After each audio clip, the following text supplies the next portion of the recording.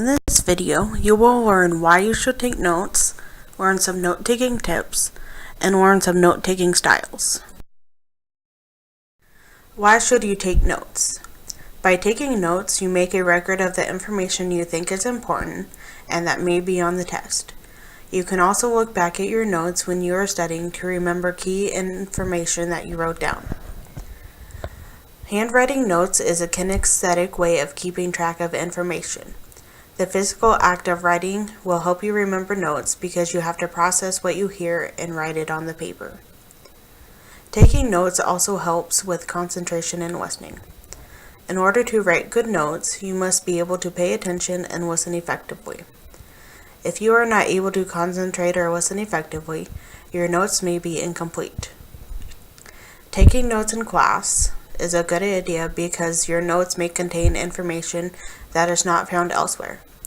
For example, your professor may give you anecdotal information, such as experience they have had or research they have conducted that isn't published elsewhere. There are a few things before you even set foot in your class. First of all, read your chapter before class. Look at your syllabus to see what chapter or topic is being covered that day in class and read it before you go. You will be able to process the notes better when you are in class while the teacher is explaining it. Write down questions you have about what you read on paper, note cards, or in a computer document. If you get your questions answered, fill in the answer wherever on your paper or document. If you don't get them answered, be sure to ask. Download PowerPoints from Blackboard. They usually provide an outline of the day's topic so you can add notes to the slides to fill in with more detailed information. Review previous notes. Refresh your memory on what was discussed in previous classes. It allows you to remember important definitions. Sit in the front of class. Sitting in the front of class allows you to hear and see better, especially if you are in a big classroom, which means you have a better chance of getting all the notes you need. There are a lot of note-taking tips. First of all, there is no right or wrong way. Just find a way and stick to it. You may need to experiment with different types of note-taking to find a way that works for you. Some note-taking strategies are also better suited for different types of text that you may be reading. Create a table of contents to find your notes easily. You can do this by leaving the first few pages of your notebook blank. And on the left side, put a date, then put the title or the topic that you went over, and then put a page number. Use heading and titles. Heading and titles can help you find topics easier. If you use a table of contents, use the same verbiage for both so you can find your notes more easily. Cite sources. If your professor or instructor cites a book or an article in class, make sure you write it down so you can find the source after class to find information you may need. Handwrite your notes. It helps you process what you are hearing to be able to physically write down your notes. Don't write down every single word. You will probably fall behind if you try to write down everything. If you have read the chapter before, you will have some background knowledge. You will also know what information, such as definitions, you can find in your textbook so you can elaborate on your notes later. It also will help if you write in phrases using your own words if possible. Use keywords and phrases that are important. Words such as the don't add any meaning, so omit when possible. Write in your own words because it will help you understand the information better later on when you are reviewing the notes. If you don't know how to put it in your own words, ask for clarification after class. Use shorthand, symbols, and abbreviations that you will understand when reading your notes later.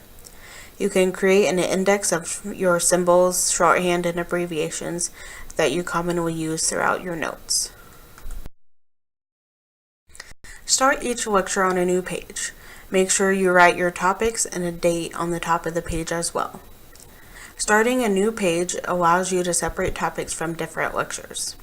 If you remember learning about something on a certain day, or look through your syllabus for days on which you learned something, It'll be easier to find where the lecture starts. Write on one side of the paper. You are able to review your notes easier as you lay them out side by side, and you don't have to flip your notes over to find information. Leave blank spaces. Blank spaces help separate out topics during a lecture.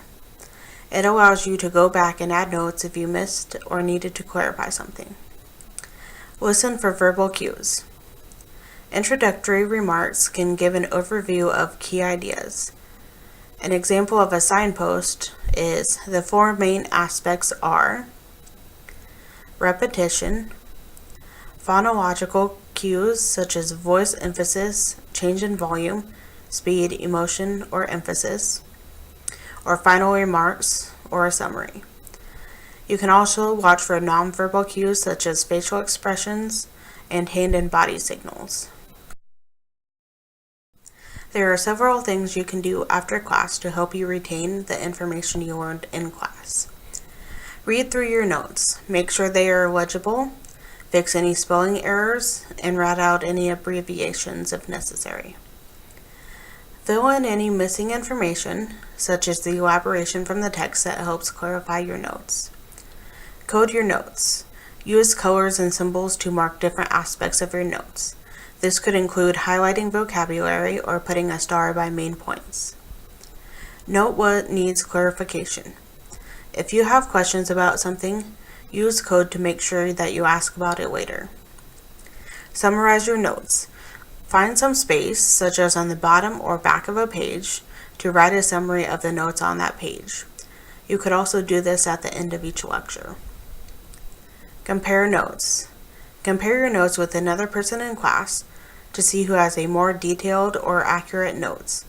You can add notes that you may have missed. CORNELL notes is one type of note-taking style. In order to do this style, you need to write a vertical line a few inches from the left margin. You will draw a horizontal line a few inches from the bottom of your notes. During class, you're going to be writing notes in the top right-hand corner. After class, you're going to read through your notes and write down main ideas or words in the left margin. Underneath your horizontal line, you will make a summary of your notes in your own words. The T method is similar to CORNELL notes, but this method allows you to write down your questions you have when writing your notes or when reading through your notes. So towards the bottom of your page, you're going to write a horizontal line. Underneath that horizontal line, you're going to make a vertical line that splits it in half. During class, you're going to write your notes on the top part of your page. After class, you will read through your notes and write a summary in the bottom left corner. Then you will write any notes in the bottom right corner. Mind maps allow you to visually arrange your notes so you can see connections or distinctions between topics in your notes. These can be done online, which allows you to incorporate images or videos that go along with your notes. With the box and bullets method, you will write the main topic down and put a box around it. This allows it to stand out from the notes. Underneath this box, you will write your notes underneath it with bullet points. And you can repeat this as many times for as many topics as you have. The charting method is a great way for you to rewrite notes after class. Each heading is a common theme for your notes, and you can have as many common themes as you want. It allows you to compare your notes side by side so you can see similarities and differences, or even to see everything about one topic in one place. Using a timeline allows you to see how something progresses through time. You can classify notes by time periods, allowing you to group certain events or topics together. A story map is similar to a timeline, as it allows you to see how things occur in order to time, but it is usually used in literature. The story map on the left often allows you to keep track of events throughout a story or novel. You can visualize the events leading up to the climax and then see the following action. The graphic on the right is a method that allows you to order events that aren't necessarily in a story or a novel, such as a battle or a war. There are a wide variety of graphic organizers that you can use in different ways for different reasons. You can research them to find one that works for you. The graphic on the left is a Venn diagram. You have to have a minimum of 2 intersecting circles. The intersecting parts of the circles allow you to compare 2 or more items, and the non-intersecting portions of the circles allow you to distinguish the differences of the 2 or more items. The graphic on the right is a T-chart. You can also modify this to compare and contrast 2 or more different subjects. The columns allow you to write about each topic, allowing you to keep facts together, and you can see the similarities and differences between the topics.